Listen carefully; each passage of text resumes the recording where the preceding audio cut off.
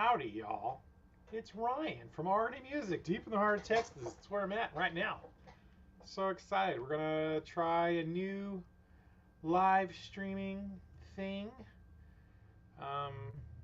just to see how this works. I used to use StreamYard, or try to use StreamYard for live streaming. And it didn't really work. It did not like my external camera, and it would not function properly.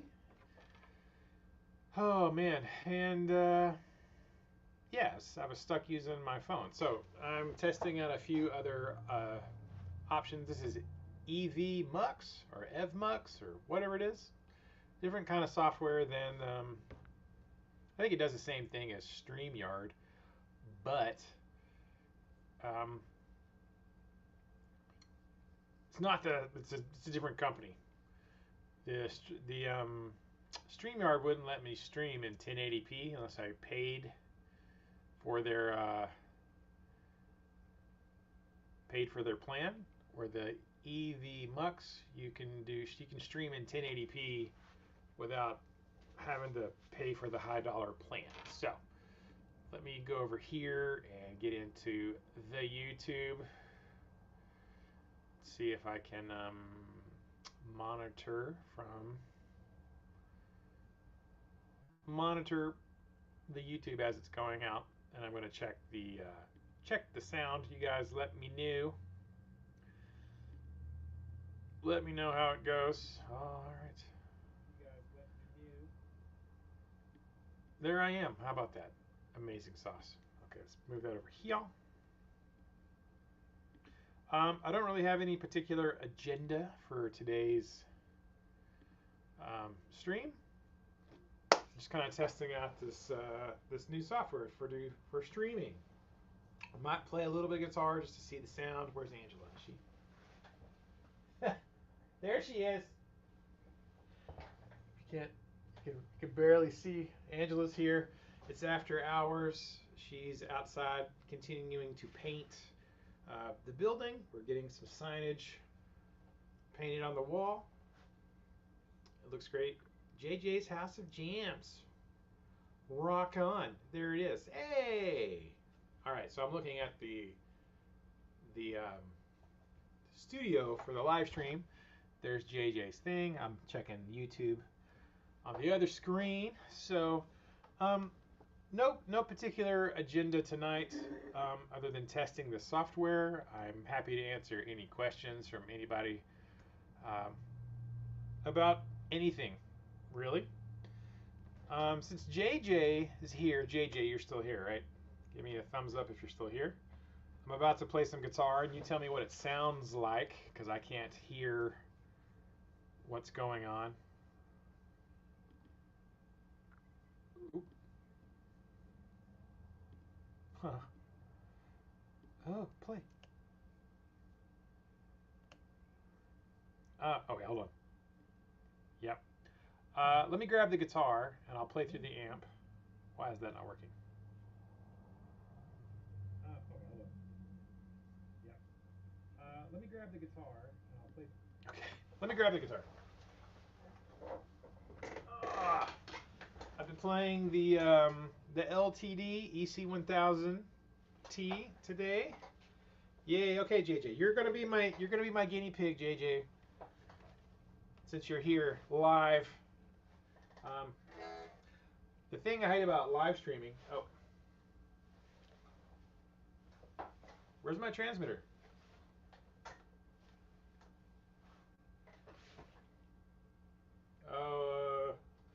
I'm losing my mind. Oh, I know where it's at. It's on the PRS. Let me go grab.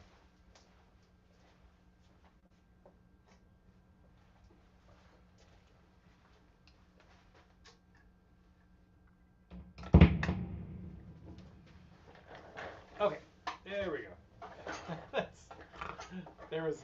I switched guitars in my last lesson real quick to the PRS Tremonti, but oh.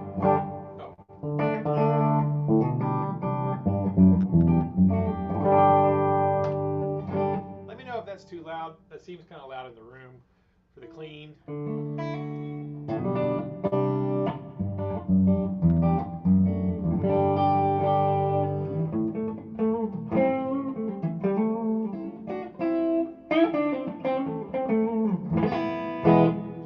That seems kind of loud here in the room.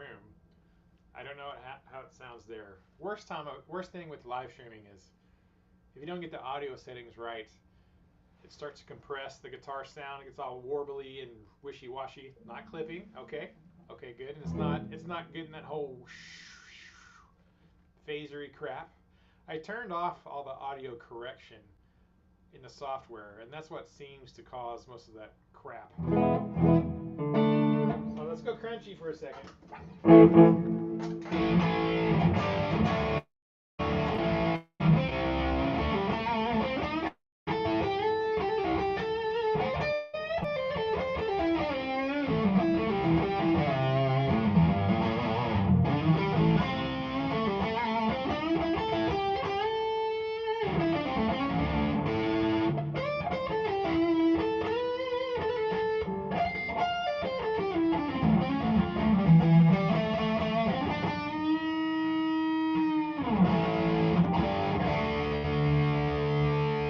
Okay, how does the crunchy sounds good?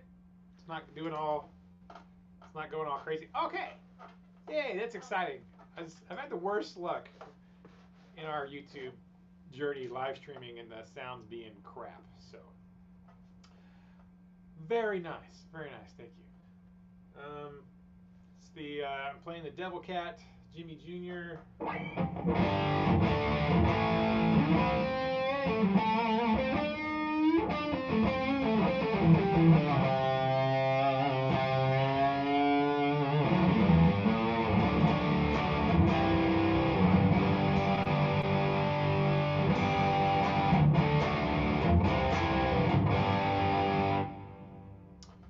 Guitar. All right, with the headset pickups, EMG headset. Cool. Yay, that makes me happy. I'll go back and kind of watch this afterwards to see how that sounds. Looks like we got 7 people watching. Who's here? Oh, 6 people watching. 6 people watching now. If you're here, holler in the chat section. Let's see who's here so I can say hi. I appreciate all y'all who are spending. Is Angela here? Yeah, she's still here. Yeah. Okay. So again, this is kind of a test of the public broadcasting system. Cool. Because I don't really have a way to check it. Of the public broadcasting system.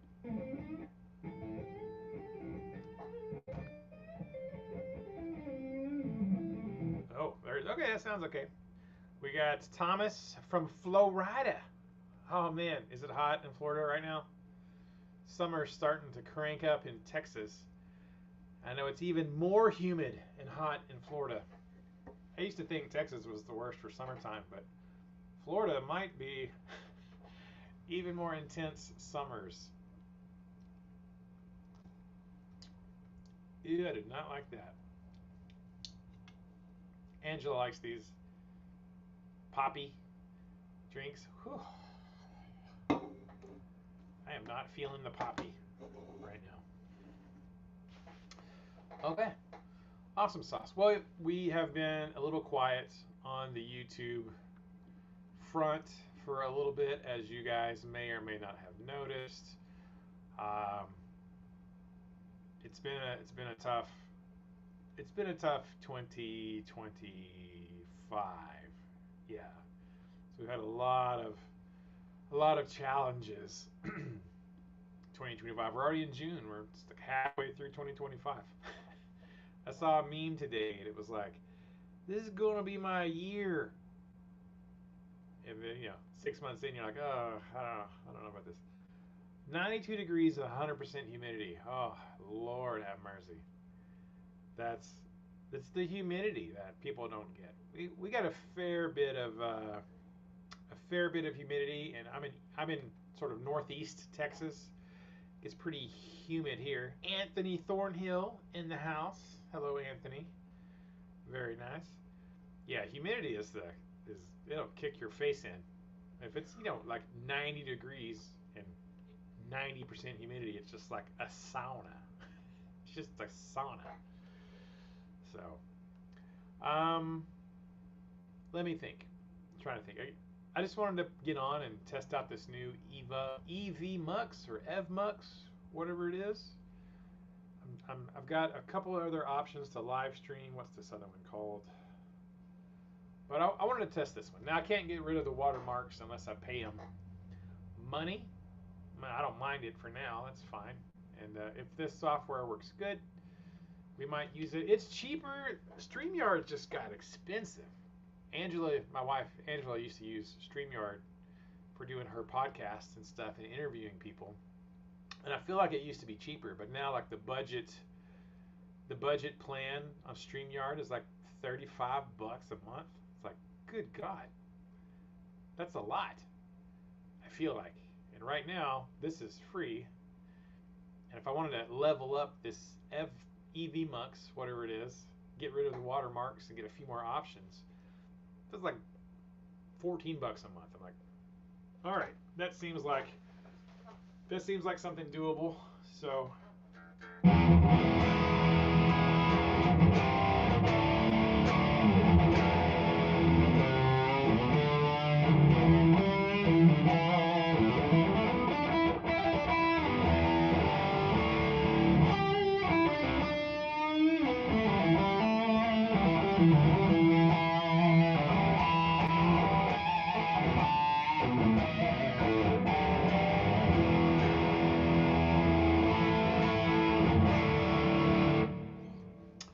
A lot.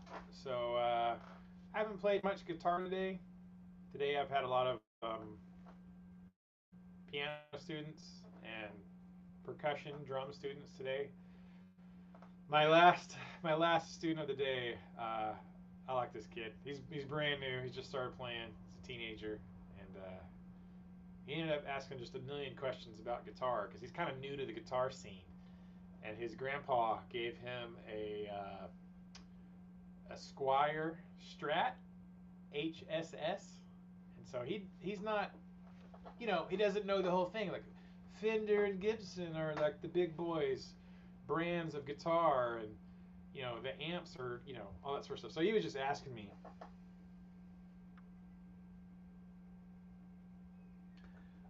He was just asking me. So are they like? I'm like, yeah. Fender. Squire is the budget-friendly stuff of Fender for, beginners, and you can start out, you can get a guitar, it's not super expensive. The Fender ones are, made in Mexico, $800 and up, to thousands of dollars for, and then Gibson, you have Epiphone, which is the budget brand of Epiphone, Gibson. And then he's like, okay, so those are the two. I was like, yeah, it's like Coke and Pepsi. Fender and Gibson are like Coke and Pepsi. There's always two. It's like Ford and Chevy, and he's like, oh man, because he drives a Dodge. He's a Texas teenager, man, with the big old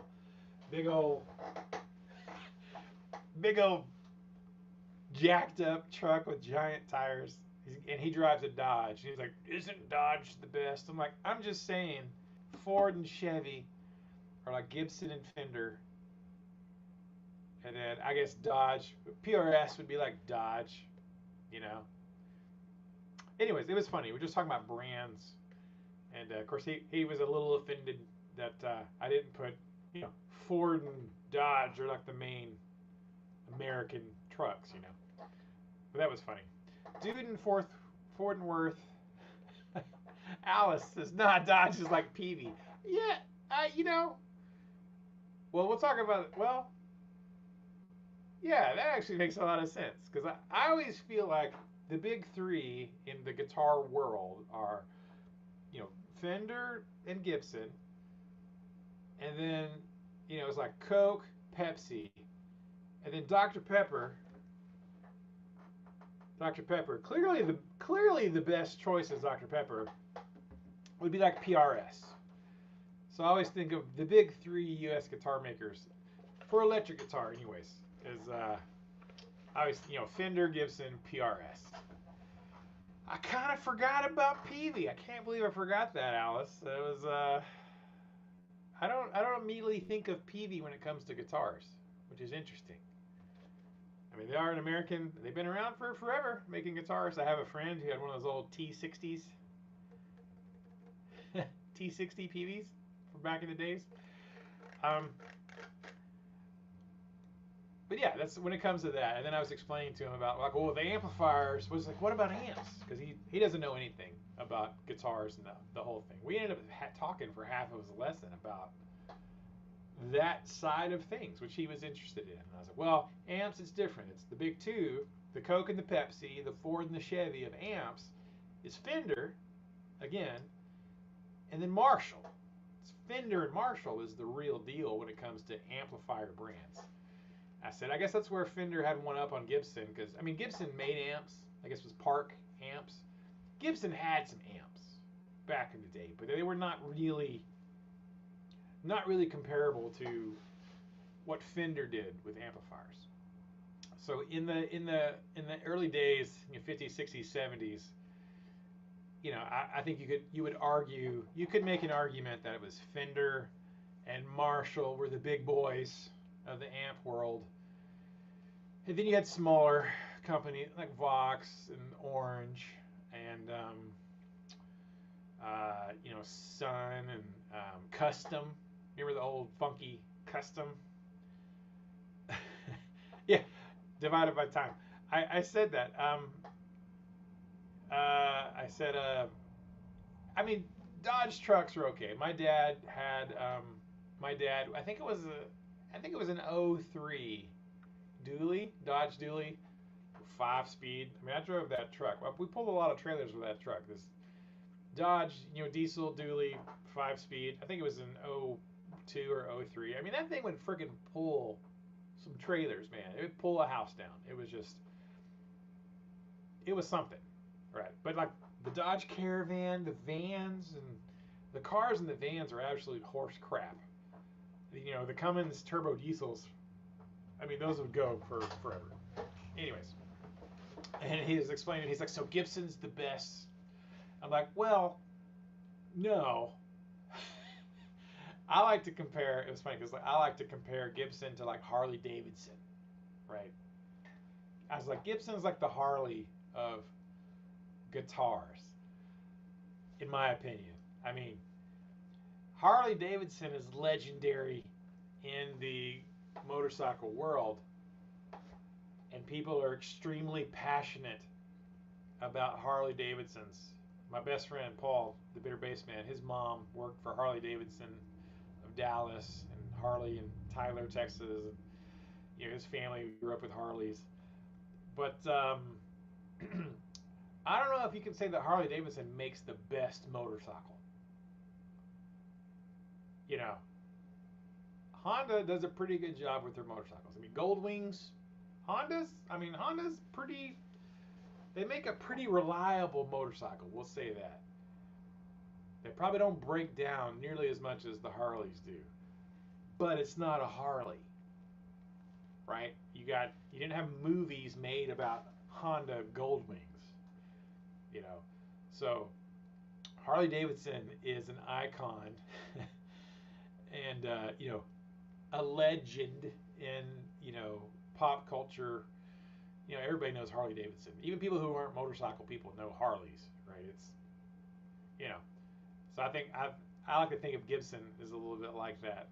They're super well known, but I don't know that I would say they make the best guitar. They just, Gibson and Fender were there in the 50s and 60s when kind of the birth of rock and roll and, Clapton and Jimmy Page and Hendrix and all these legendary guys who kick-started electric guitar. Most of them played Fenders or Gibsons, so they're just,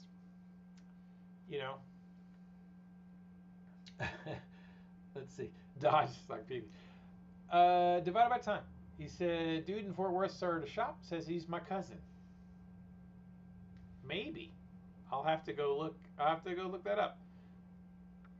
Frequency. I have a couple of cousins recently who just friended me on Facebook.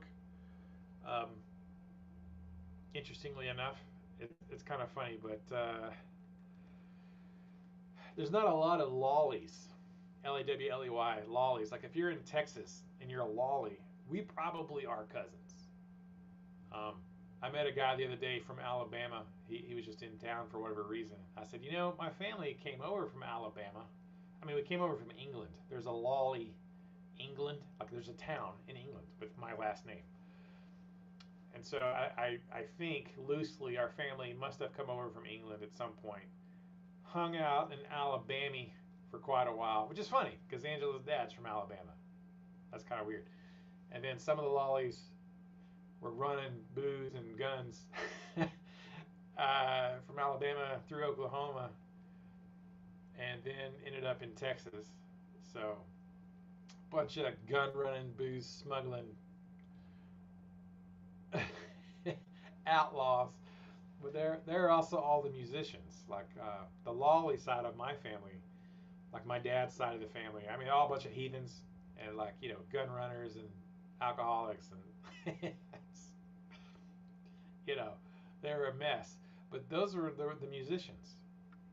My granddad, my dad's dad, who was a total not a nice guy.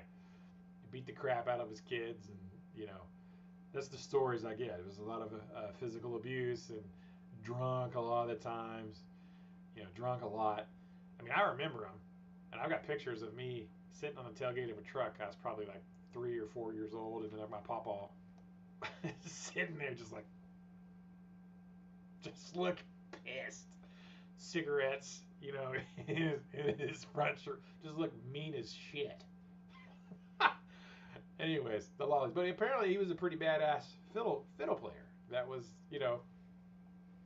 I mean, I have his fiddle somewhere here in the shop. It's like, Papa played the fiddle, played a mean fiddle. So that's funny. But here in East Texas, there's not a lot of us. But this guy I met from Alabama, I said, I'm friends with a couple of lollies in Alabama. Now they're both musicians. They're both do the acoustic guitar playing, singing thing. I'm like, man, we got to be cousins. And he was telling me, yeah, there's a whole bunch of lollies in Alabama. So I'm like, that's pretty funny. There's not a whole lot of us in Texas, but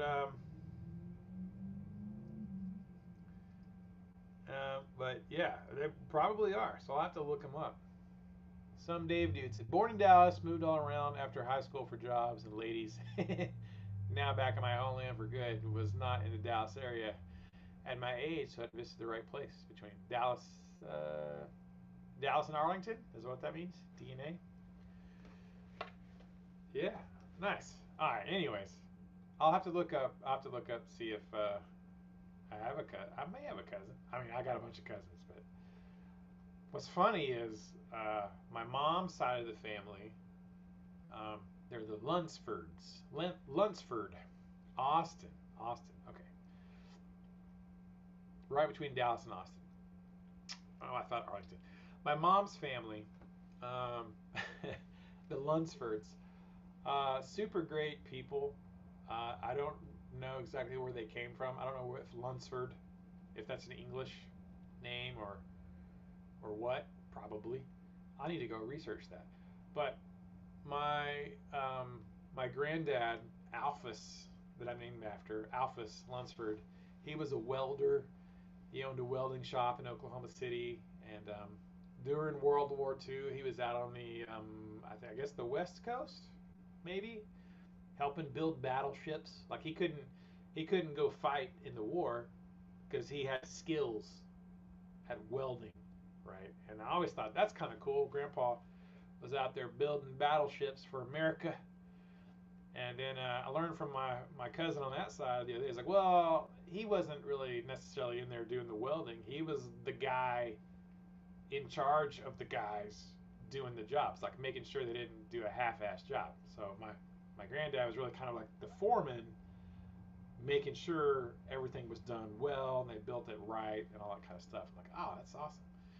And his dad, my great grandpa on my mom's side, the Lunsfords, he was a deputy U.S. Marshal in the Oklahoma Territory.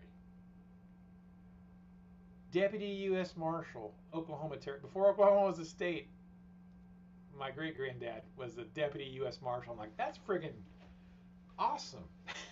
Friggin' awesome. And, then I thought, oh, that's weird.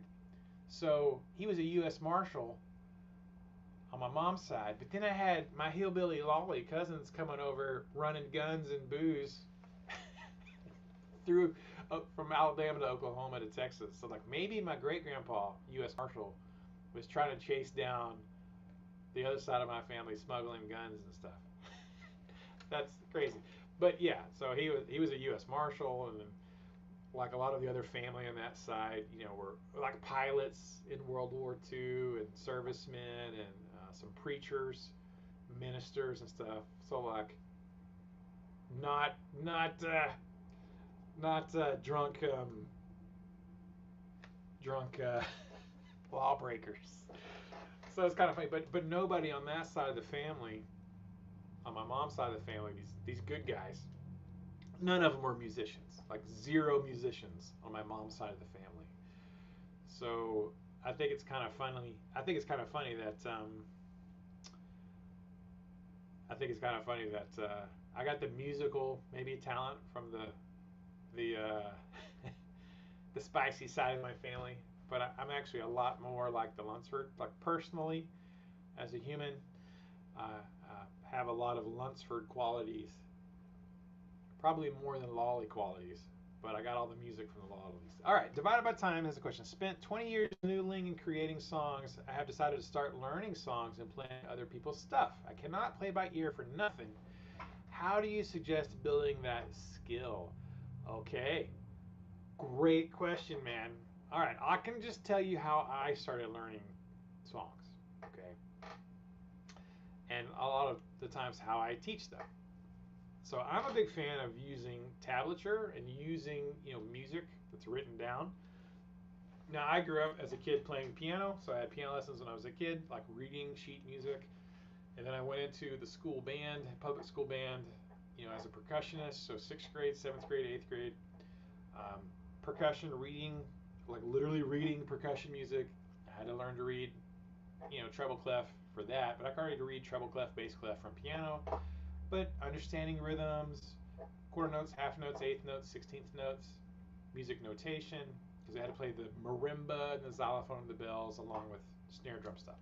So by the time I got a guitar, I think 8th grade is when I got a guitar. Well, I had already been doing piano lessons and drum lessons, so I was used to reading stuff off of a page. I was used to, paper. So for me, it was a lot of Guitar World magazines way back in the day. I still have like 20-something years of Guitar World magazines where there was tablature, like the stuff was written out. So I tended to use a combination of my ear and seeing it on paper. Now it kind of depends on the songs. I think the big mistake a lot of people make, and I'm pretty sure I made as a young player, was trying to learn things that were too complicated too soon. I think if you start with songs that are simpler, that's a better place to start. Like early Green Day, right? So like Dookie off that record, most of the songs there are power chord based and very simple.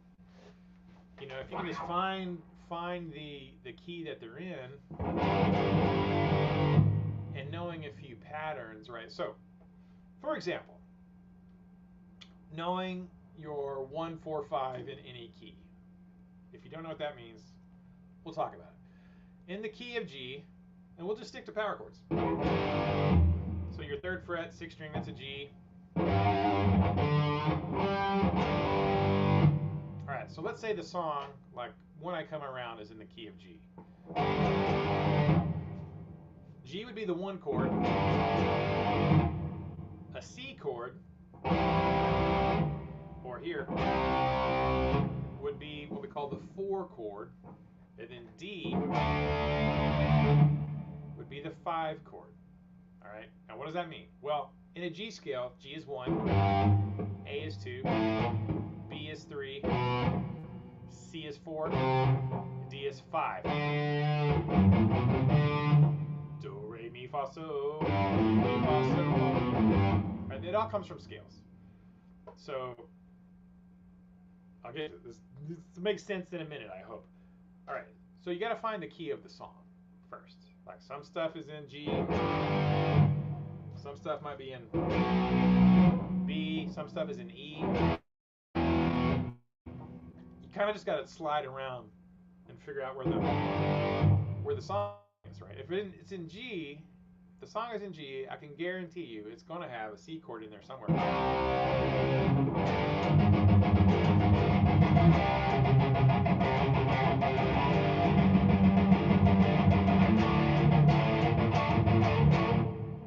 It's almost guaranteed, any song, if you're in the key of G, it's going to have the 1 chord, it's going to have the 4 chord, it's going to have the 5 chord. If you think back to old school rock stuff, like Louie Louie, you know,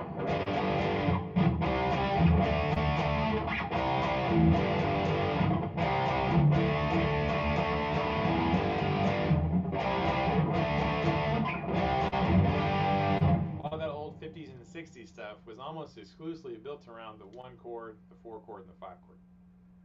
Those are pretty easy songs. Like going back to stuff like that, that's not very complicated. That's a good place to start if you're trying to learn by ear. You know what I mean? But knowing a little bit of the formula before you even start is super useful. On a guitar, so wherever the 1 is, if the 1 chord is on your 6th string, the 4 is always the very next string, the same fret. And then the 5 is 1 up from, it's 2 frets up from there.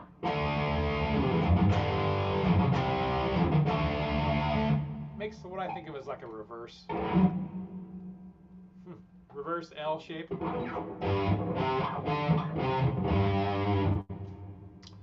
And you know, the basic stuff like Louie Louie and those kind of old school songs are basically 1, 4, 5. Like most blues tunes are 1, 4, and 5.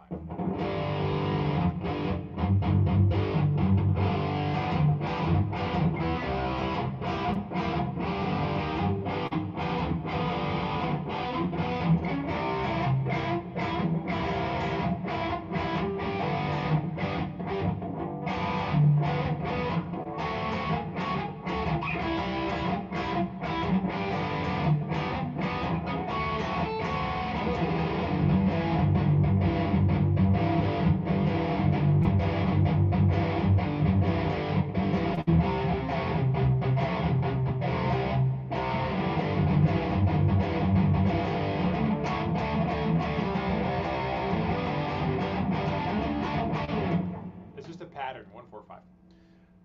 As you move out of that to maybe slightly more complicated songs, you got the 1 chord, in this case G, to a 4, is C, D, it's 5, and then you have 2 frets up from 5 is the minor 6. In this case, it would be an E.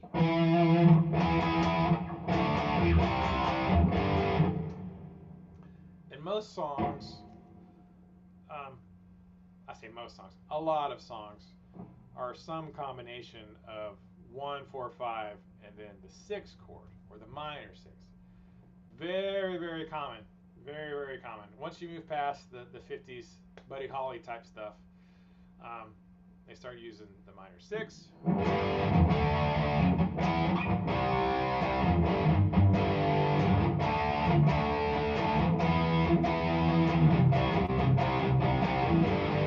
Now, I'm not talking about heavy metal. Heavy metal is a different thing because they're still going to have a chord that everything's based around. usually an E or something like that. But there's still patterns to it. But anything other than like super heavy metal, crazy stuff, it's 1, 4, 5, 6. They don't always start on 1. They may start on 5.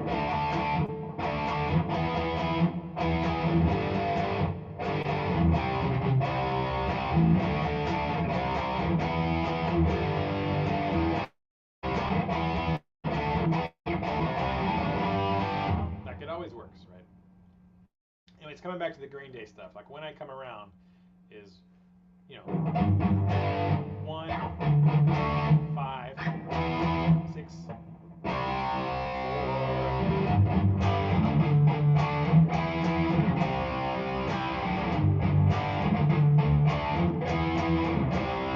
mean, that's the main riff. Now, there's a bazillion songs that use some combination of those 4 chords. Now, in Green Day, they're down tuned a little bit. You can't just tune down a half step, though, either. They're tuned down a half step, but they're also slightly out of tune.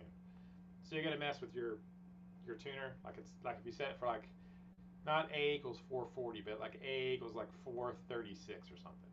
Anyways, but that's that old tune, super repetitive. That one's pretty easy to figure out by ear. And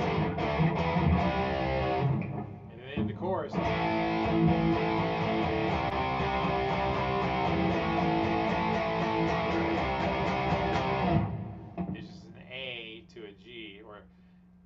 The 2 chord. If you're in a major key, you have the 1 chord, G. If you go up 2 frets, you'd have an A, be an A minor, really. But in power chords, it doesn't matter. So we would say A is the 2 chord. B would be the 3 chord. C would be the 4 chord. D is the 5 chord. And E minor is the 6 chord. The only thing left is be an F sharp diminished. F sharp diminished. Be the 7 chord. Now, not a 7 chord like a G7. It's the 7th chord in the key. F sharp diminished. Anyways, that's a bunch of theory crap. But the main thing is there's establishing a pattern, right? If you figure out, if you're playing along to a song and you figure out it seems to keep revolving around, let's say, you know, an A, fifth fret, 6th string. If they seem to like be playing that chord a bunch, it's a good indicator they might be in the key of A. Well, if they are, 5th fret, 6th string power chord. At some point, they're probably going to play this 5th fret A string, and then your 5th fret, 5th string. I'm sorry, A string, 5th fret, A string, 7th fret power chord. So you're just kind of hunting. You know.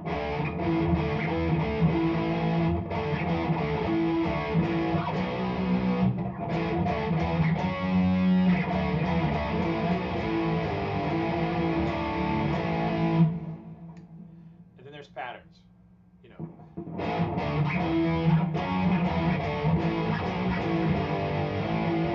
But everything always revolves around the home note of the key. So you don't have to know the names of all this stuff or know what, oh, if I'm in the key of A, it's A major, D major, E major, and B minor is the 2 chord, you know. And F sharp minor is the 6th. You don't have to know all that crap. You just have to know it's not crap. It's amazing. It's music theory. You just have to know the pattern. Like, hey, if everything seems to be built around this note, if that indeed is the home note of this whole song, you're probably going to have a bunch of this, a bunch of this, a bunch of this, maybe this. You know what I mean? It's just kind of fine. There's patterns to it, though. Anyways, I learned some of that stuff. Just if you learn enough songs, though, I think if you learn enough of other people's songs, you probably intuitively start to figure out a pattern.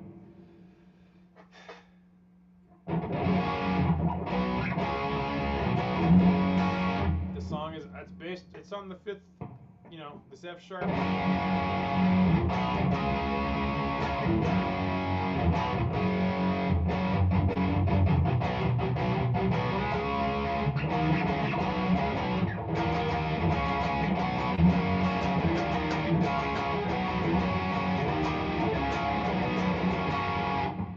You're like, why? I know everything seems to revolve around this fret.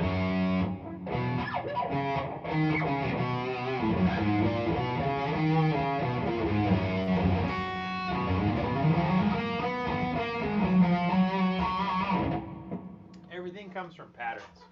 There are a lot of people, I think you meet people, or you know people probably, who like, I just play by ear. They've just probably picked up on the patterns. I think if you learn enough of other people's songs, you start to go, I bet they're going to go here next. The theory stuff, like learning, it's not really rules. It's more of just explanations of why things sound the way they do and how they relate to each other. Knowing that a little bit, theory stuff, I think can help you predict where someone else is going to go when you're learning their song. Now that's kind of in a major context, like major keys. In a minor key, it's a little bit of a different pattern. You're still going to have a whole bunch of ones and fives, but you're going to have a bunch of minor threes. It's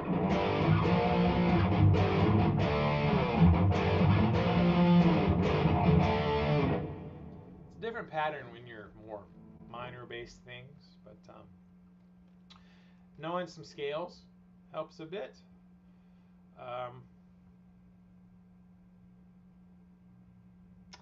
I'm going back to your question. It was like how to build up playing by ear. Well, I think you just need to start with some simple songs. You know, don't start with like Megadeth or Mahavishnu Orchestra or like, you know, really complicated things. I think start with some easy stuff. 50s and 60s songs, some Elvis stuff, you know, Buddy Holly stuff, simpler things. Because the simpler things are a little bit easier to figure out, and then you get a little bit of a confidence, and then slowly get slightly more complicated.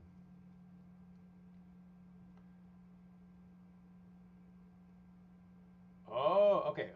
You said I started going to open mic night, and I don't know a lot of the songs they're playing, but I want to be able to jump in and play, improvise, impromptu.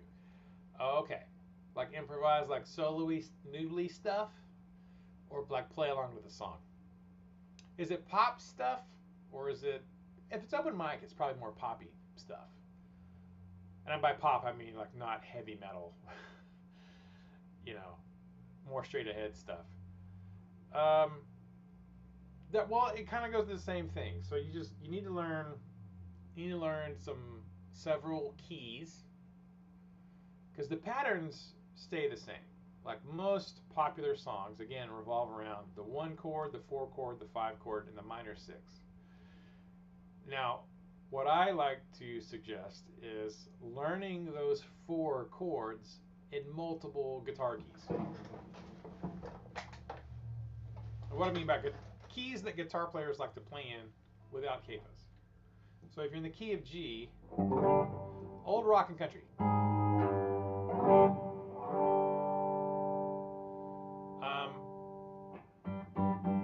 If you're in the key of G, the 4 bread and butter chords are G, C, D major, E minor, occasionally an A minor. But it's basically G, C, D, E minor, right? So you want to be able to navigate those 4 chords as they relate to each other, right? A lot of times we like to play in the key of E major. And in the key of E major, E is the 1 chord, A is the 4 chord, B is the 5 chord, C sharp minor is the 6 chord. So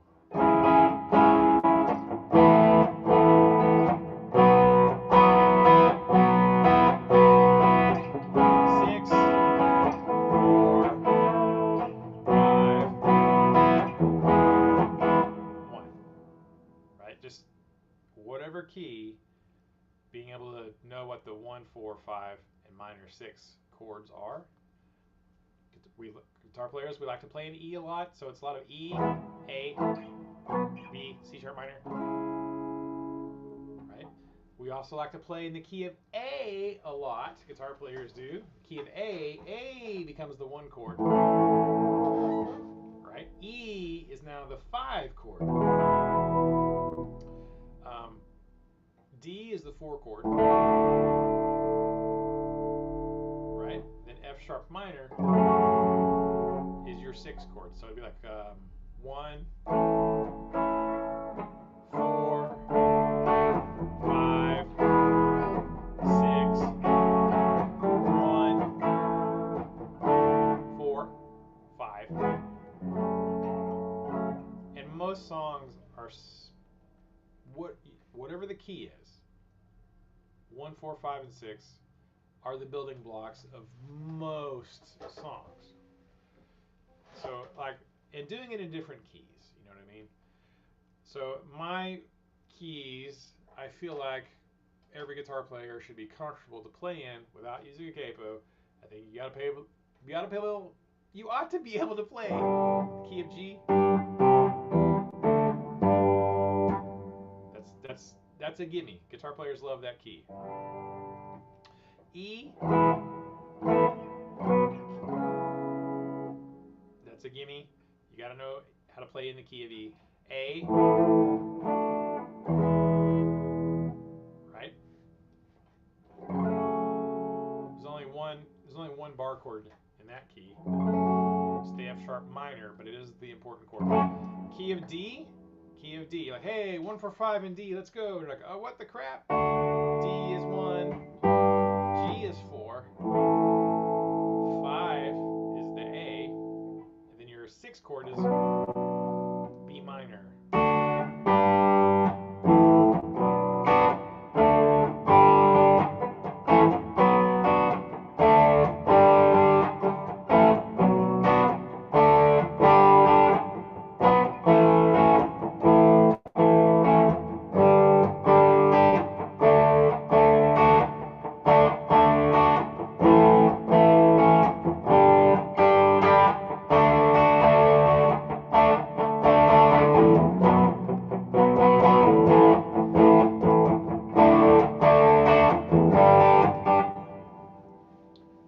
Most songs that are kind of chord based, they almost always follow the same progressions.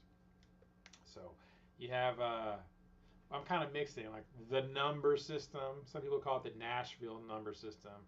I learned it in college. It's just the classical number system, like Mozart and Beethoven. 1 chord, 2 chord, 3 chord, 4 chord, 5 chord. The Nashville thing came along way later, but the number system has existed for hundreds of years when it comes to music.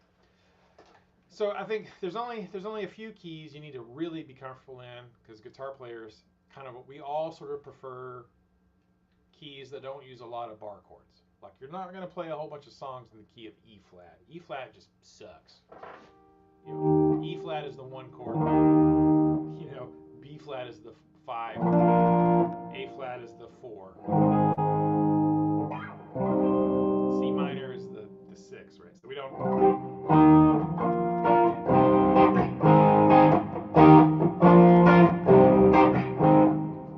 Well, the key of E flat sucks because it's all bar chords. So guitar players don't usually prefer to play in that specific major key. Keyboard players, if you're playing with somebody who's a pianist or a keyboard player, they sometimes prefer to play in flat keys. But it's still the same. I mean, if you can bar chord, I think you need to understand the relationship of the 1 chord, 4 chord, 5 chord, 6 chord, specifically those 4, in multiple keys. G, key of G, key of E, key of A, key of D. Sometimes the key of C. In the key of C, C is your 1 chord. Right? F is your 5. F is your 4 chord. C is 1. F is 4. G is the 5 chord. 6.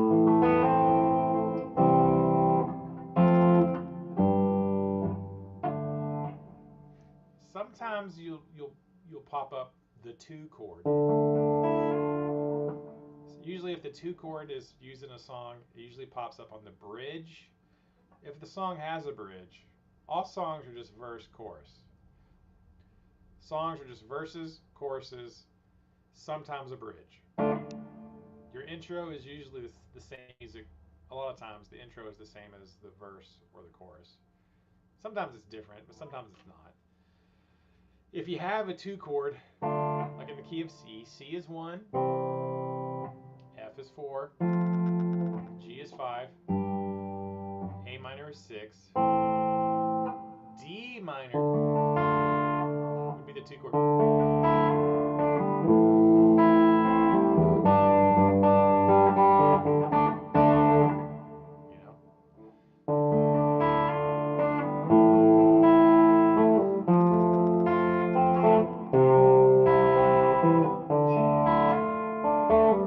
In that case, I'm going like D minor 2 chord, 2 to the minor 6, to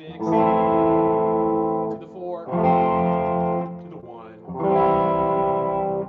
2 chord is a minor, 6 is a minor, F is a major chord, 1 is a, right? So, sometimes the 2 chords in there, but 90% of the time, 85% of the time, most popular songs are the 1 chord, 4 chord, 5 chord, sometimes the 6 chord, in whatever key you're playing in, right? So G, E, A, D, C is useful as well. Sometimes it just depends who you're playing with. I mean, there's a bunch of major keys to work with. Guitar players don't like flat keys. So once you start like F,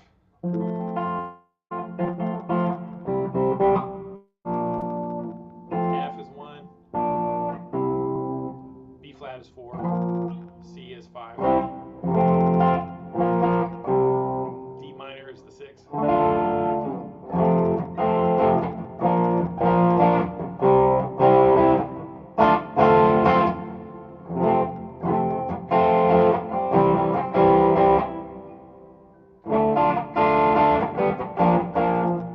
I've played it for a few songs,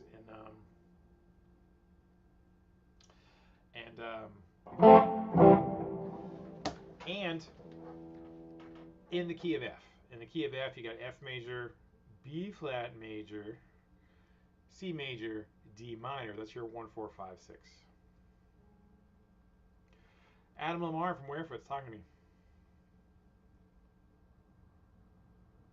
I'm live streaming, Adam. Testing new software.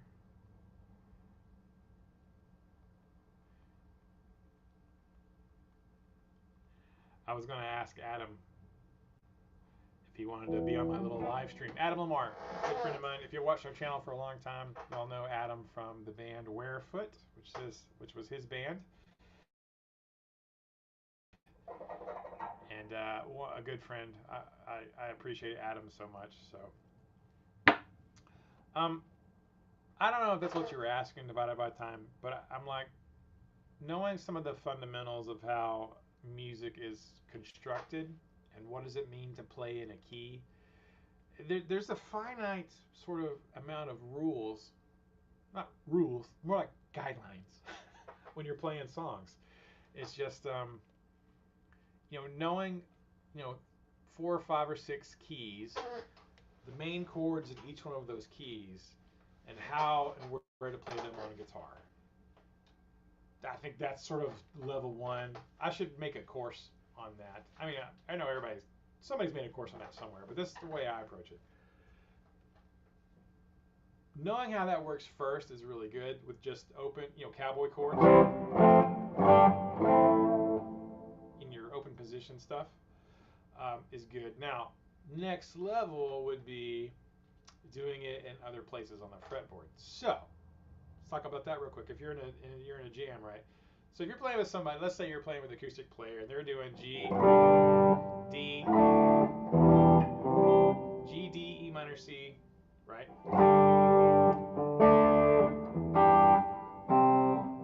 And that's the chord progression of the song. You know, you might not want to double them down here. So the next step would be, well, how do I play that in a different position? You know, G, D, E minor, C. Well, you could do it here, G, D, E minor, C. There's Adam Lamar.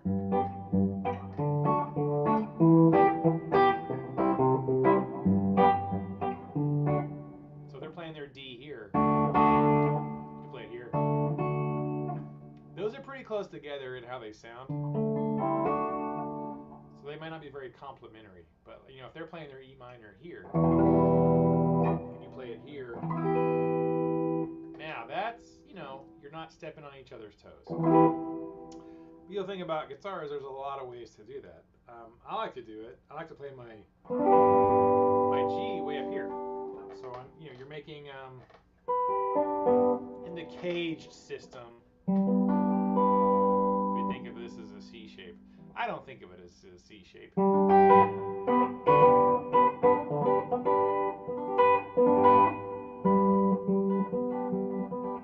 We play a G major here, a D major here, a C major here, and your E minor. There.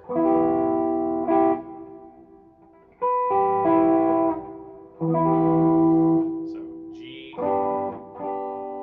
D, C, E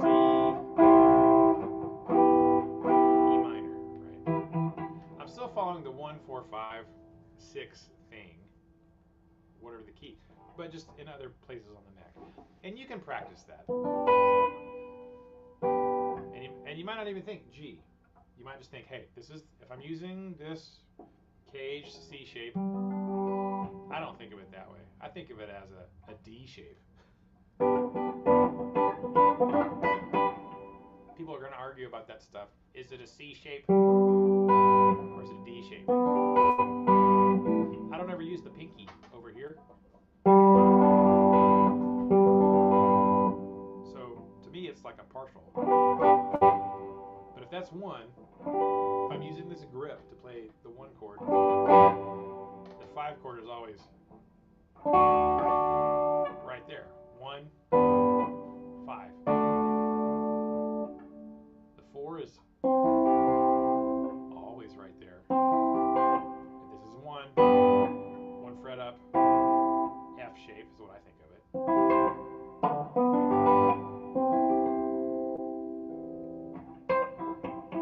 4 chord. And then it's your minor 6.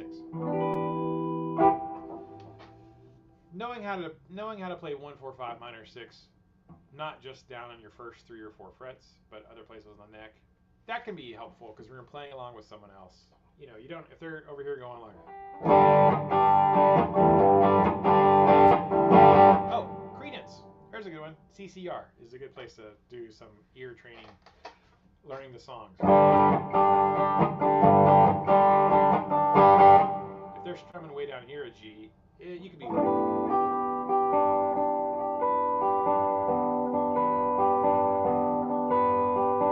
That would fit nicely over someone else going.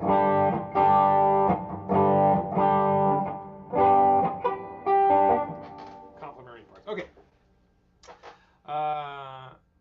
Yeah, it's, you know, I guess luckily divided by time, I've spent a crap load of time and hours and years playing in church bands. So like playing in, you know, either youth bands at a church or the Sunday morning, you know, adult bands.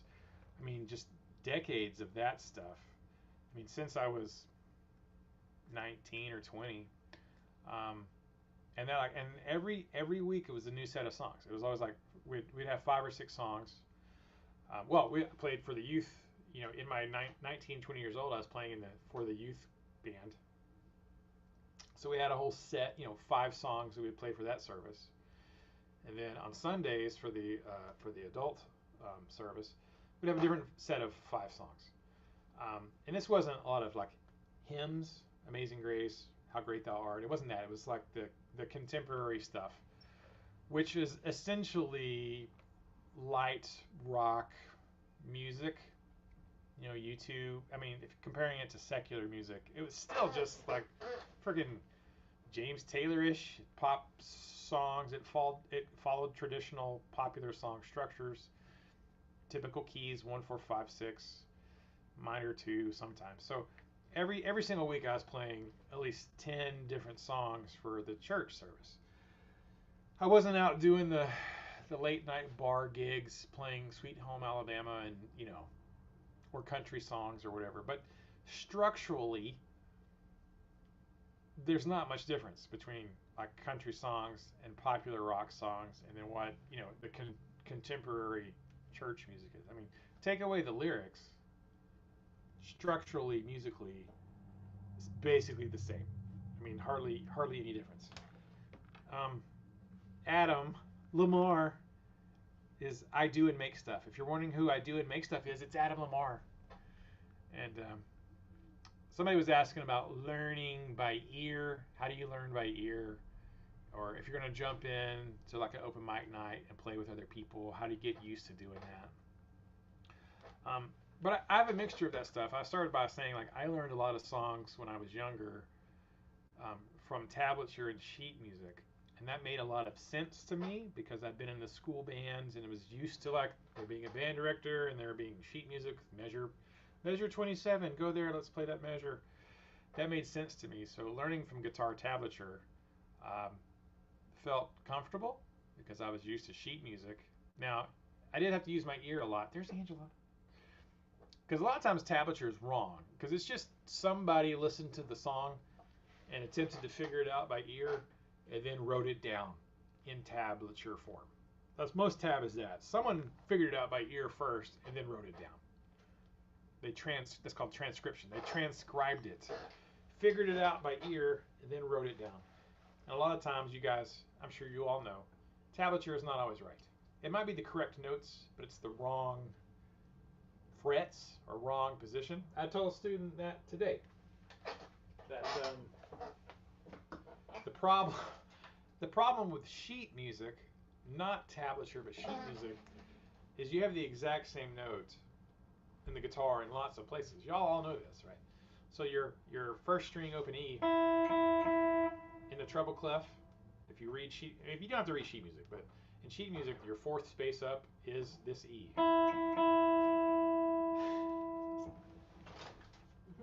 Hi. Hi. Come on in.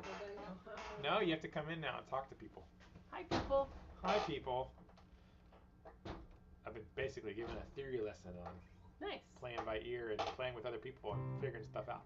So awesome. I don't know if it makes sense or not. Okay. How much painting did you get done? I got it all done. All done? The drums too? Drums, yeah. Yeah, it's easier with a bigger brush. Wow. Got bit up by mosquitoes though. You didn't wear the shirt I brought. I put on off. I brought you a shirt. They packed me good. They found this open spots, I guess.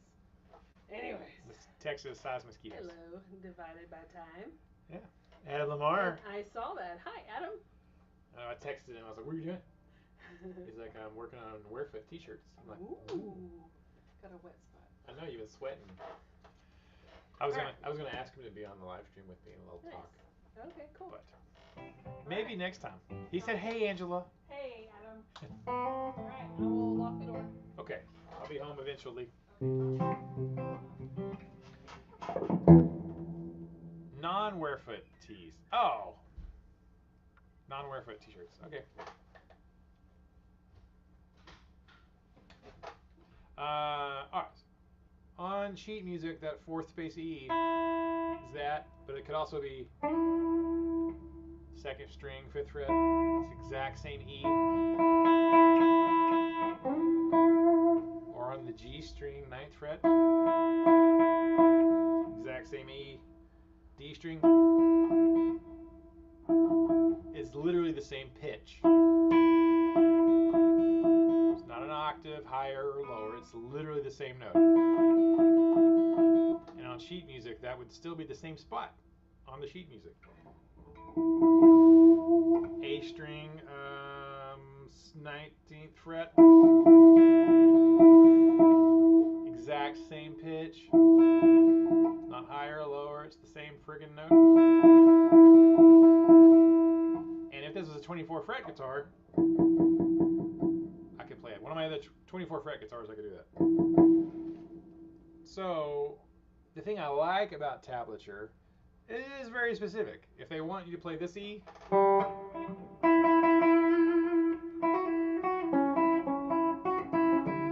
they will. The tab tells you which string to play. Where plain Jane sheet music, you'd be like, well, should I play it here? Or should I play it here? Kind of depends on the other notes, but you know. So I learned a lot of things off a tab. I learned some stuff wrong. I learned some right. I used a little bit of the tablature. I would use the tablature to find out what frets and strings to play. And then I would play the song either on cassette tape or the DVD to kind of catch the rhythm.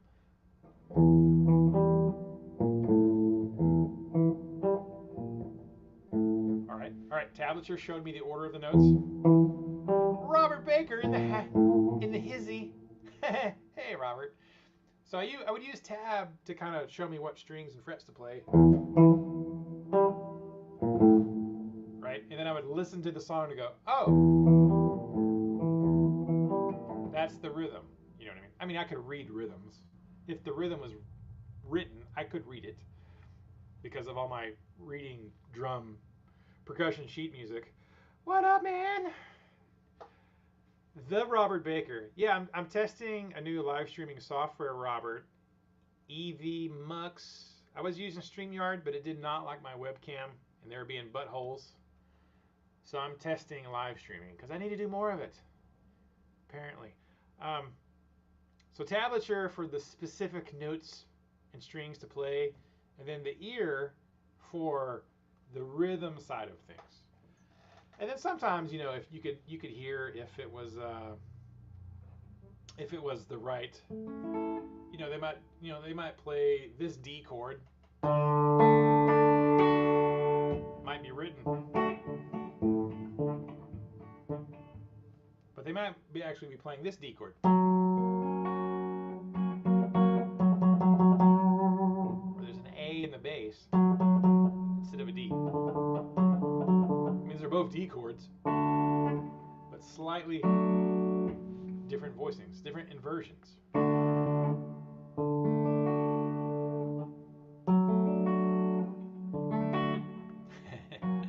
Robert, ask him how his album's coming. I need an album, Adam. Hashtag how's your album coming? It's coming about as fast as mine is, So for me, it was a combination of reading, tablature, sheet music, and ear stuff. So some people hate tab, think it's stupid. I think it's great. Oh!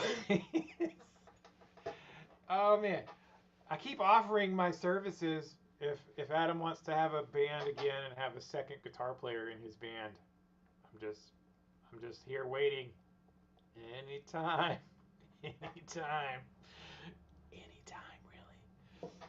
So, yeah, it's a combination of, I think, learning a little bit of theory.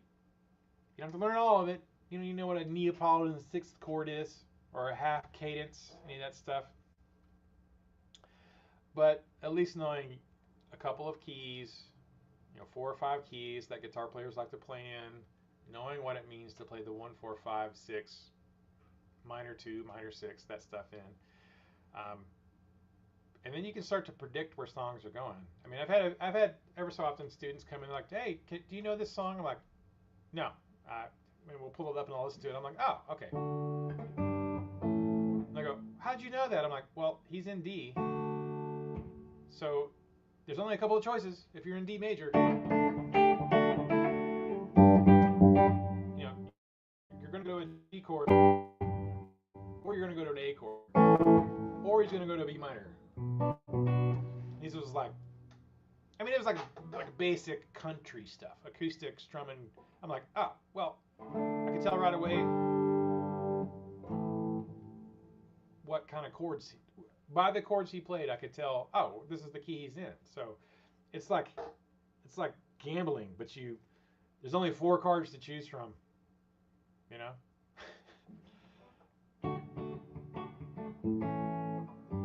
I love Guthrie Govan. I watched the Guthrie Govan today. Some little click video. He talked about the best scale in the world is A minor pentatonic. I love Guthrie, man. He is so friggin' smart and can just play guitar so good. He's just so good. I would love to get. He doesn't do a lot of YouTube anymore. You don't see him very much on YouTube as active as he was, like, say, maybe 10 years ago. So, oh, Guthrie Trap, different. Guthrie Trap.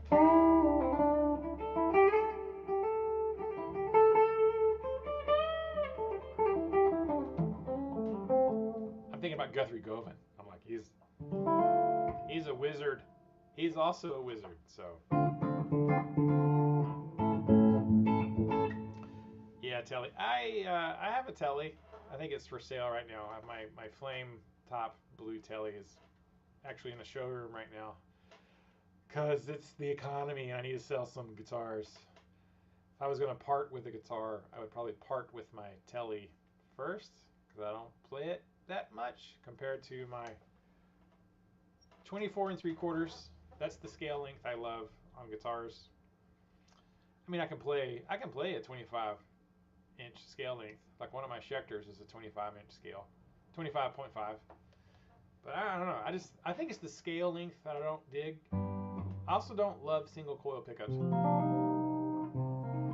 I guess because I'm playing so much rock distortion stuff, and the single coils that are in that Telly don't like that. If I had some noiseless ones, it'd probably be better.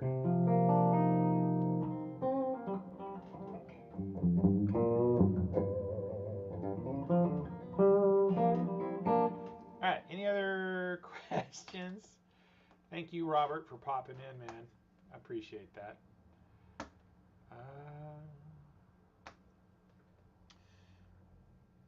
How long have we been going? Oh, been going for 1 hour and 12 minutes. Well, okay, this is good.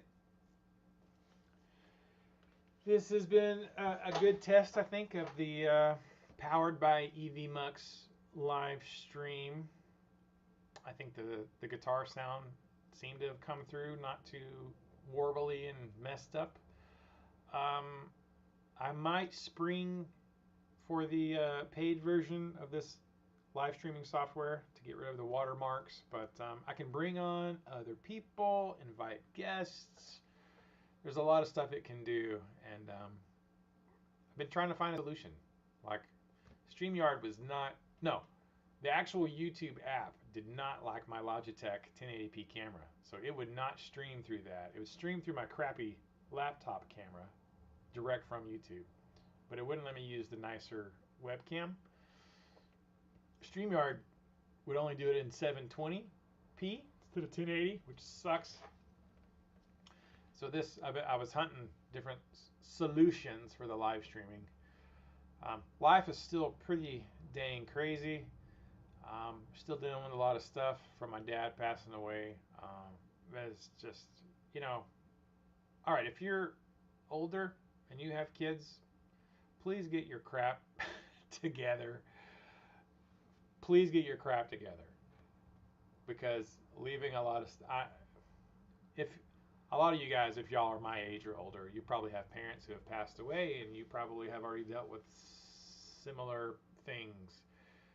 So just the material stuff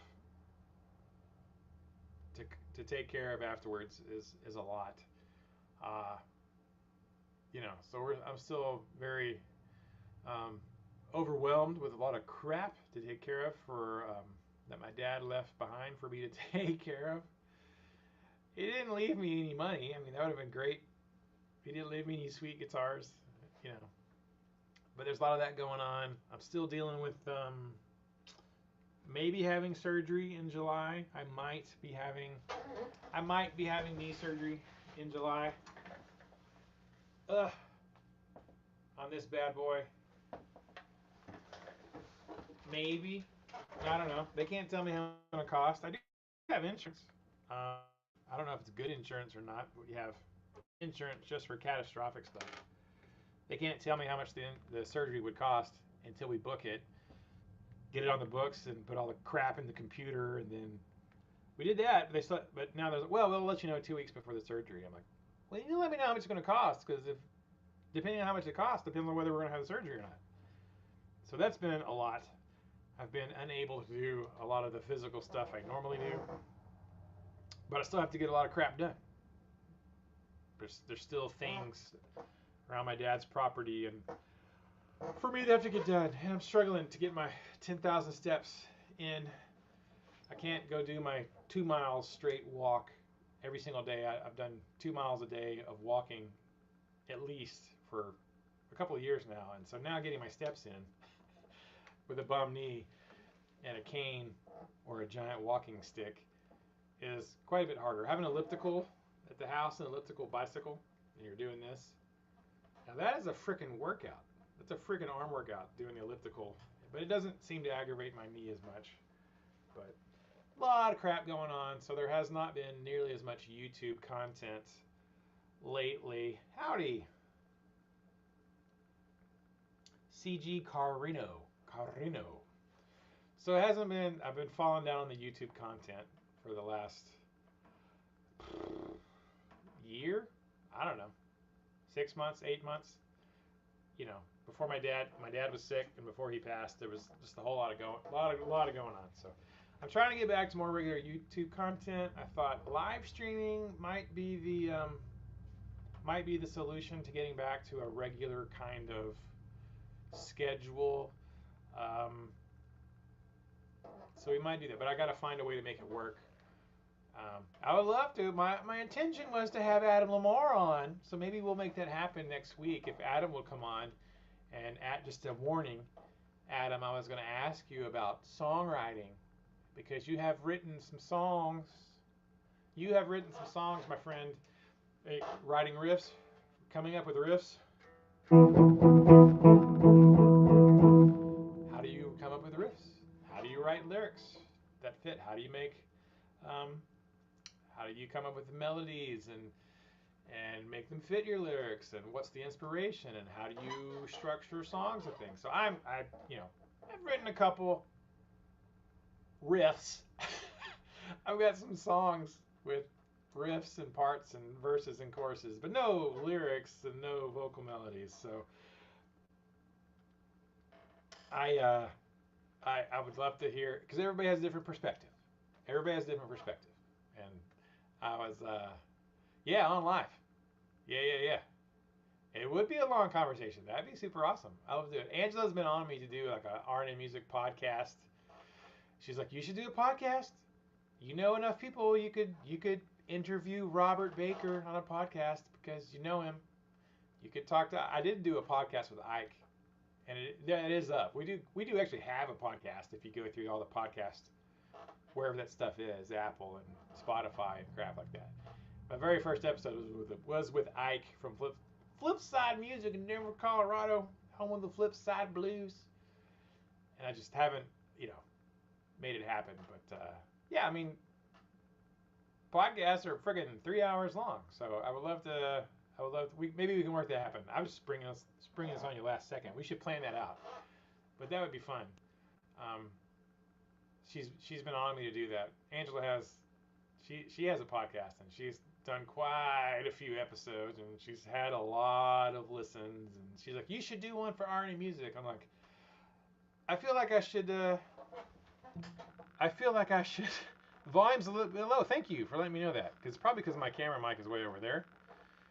I should change the microphone. I have a nice mic right here. I could probably plug into. I should probably just get a USB mic. That's better. But thank you for letting me know. I don't have a way in the stupid settings to adjust the volume of the microphone. It won't let me. I can mute it, but I can't add any gain to the stupid mic. I had to turn off the echo cancellation and stuff so it would not mess with the guitar sound. So yeah, that'd be super cool. That'd be super cool. So I had fun tonight. Thank you guys. Thank you Divided by Time Studios for asking that question. You gave me something to talk about. Oh, Divided by Time. You're at First Monday. Hey, next time you're in Canton, message me on Facebook or Instagram or something like that. Say, hey, we're in town. We're not usually here at the shop on Saturdays and Sundays. Not usually. The fourth Saturday of the month, I'm here teaching makeup lessons for our students. So the fourth Saturday of the month, even though we're closed, we're here teaching makeup lessons. And sometimes that is First Monday weekend. But yeah, but let me know next time. And all right, cool. This actually worked out pretty good. It's 9 o'clock. I should probably go home. I have to get up early in the morning. So yeah, thank you guys for tuning in. This was just supposed to be a test of this streaming software. Seems like it went okay. I'm gonna go watch the replay later. And yeah, so maybe we'll do this again next week. Yeah, we did have some big storms this last weekend. This weekend for me is mowing, which is difficult with the stupid bum knee, but if I can get the mower on the trailer, it's getting the mower on and off the trailer is the hard part. Once I'm sitting on the mower, it's not that bad. But yeah, we'll try to do something next week. I don't know what day. Do you guys, you guys tell me in the comments. What day would be a good day to do a live stream on? Thursday nights, Friday nights, maybe not be good. Maybe Thursday nights. We used to film Ask RNA. Thursday night was our filming night for Ask RNA. So maybe that would be a good night for me to sit here and live stream and just shoot the poop with you guys. All right. Well, we'll figure that out. Maybe I'll have Lamar on next week and we'll have a chat about songwriting. That would be super cool. We'll see what his schedule is and maybe make that work. All right. Thank you guys so much for being here and chatting. I really appreciate it. It means a lot. You guys still tune in when we make these videos. And we'll see you in the next one. Until then, keep the music alive. Don't forget it. Music needs you. We need the music. We need to keep it alive for the next generation. And the current generation. And all generations. All right, guys. See you next time. Bye. So